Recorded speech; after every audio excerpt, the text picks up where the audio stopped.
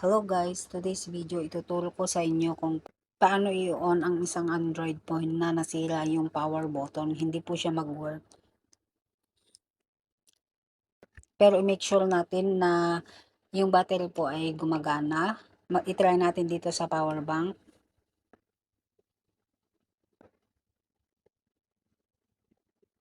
Okay, gumagana po yung battery niya. Kailangan po natin ng charger cable. Tapos itong charger cable, i-connect natin dito sa laptop.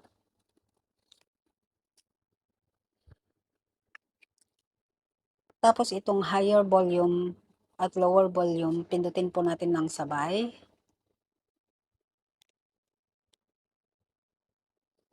Tapos i-connect po natin itong charger.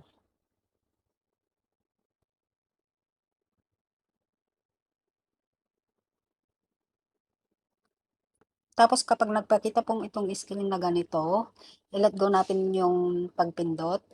Tapos make sure na yung lower volume lang po ang pipindutin natin. Lower volume lang po ha, hindi po yung upper.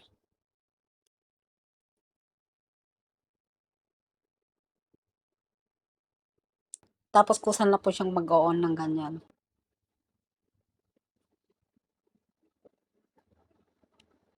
Hintayin lang po natin.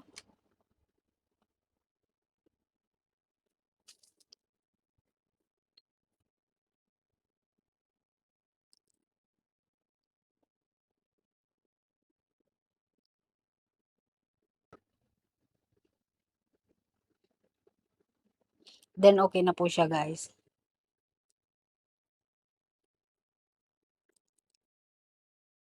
Okay guys, ganun lang po kadali. If you find this video helpful, please consider to hit the like and subscribe button para lagi po kayong updated once I upload new one. Thank you for watching. Bye-bye. Take care.